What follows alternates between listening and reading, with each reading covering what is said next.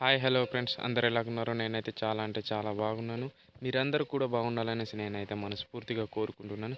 Friends, మా యొక్క గిరిజన ప్రాంతంలో ఎక్కువగా పందెం పుల్లగా యూజ్ చేసే మొక్కనైతే ఈ వీడియోలో మీకైతే చూపిస్తాను.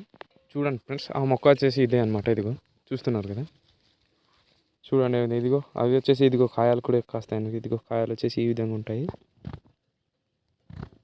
చూడండి ఫ్రెండ్స్, ఇదిగో చెట్టు అయితే ఈ విధంగా ఉంటాయి. ఇదిగో మొదలు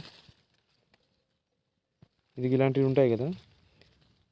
ఇదిగో ఇవే వీరు చేసి పందెంపుల్లోకి ఎక్కువగా యూజ్ చేస్తారనమాట.